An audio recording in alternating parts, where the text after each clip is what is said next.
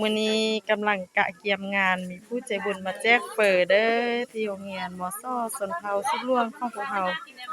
ต้มเฝอเนาะแจกเฝอมื้อนี้เบิ่งพัดหน้าเลยมาทาสีไล่หนังหน่วย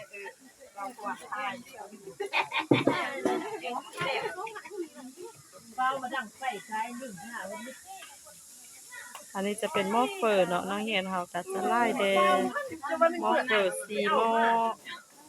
หาที่กูเห็นตัวตุยเมลีอยู่นี่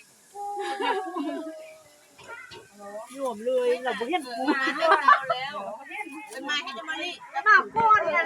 ตุยเปิดไปบ่ได้มาแล้วมีพนักงานเนาะพนักงานเป็นผู้กะเกียมต้ม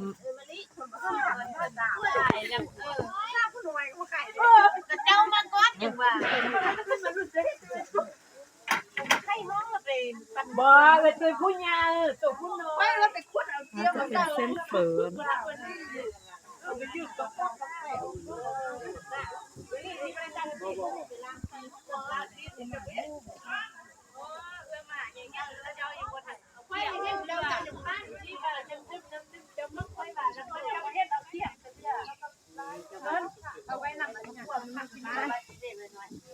แล้วเมื่อไรเขาเลยน้ำพัดเราเนี่ยเพื่อกู้เดี๋ยวน้ำจะเสิร์ฟอันนี้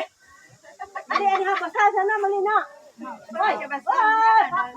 ก่อนบ่อน้ำมันอยู่ก่อนสวยมันเลยด้วยบัวคุณได้ตู้บนราคาได้ดีส่วนเราเห็ดจบนี้คือมาถ่ายเฮ็ดนี่ใช่คนโตเฮ็ดนี่นั่นก็ยังกำลังนำเข้าอย่างจะนั้นมาทางนี้นำตัวก็ออกได้ทันอยู่นี่โม่เก็บโคตรแดงเสมอกันแล้วนะโม่เลย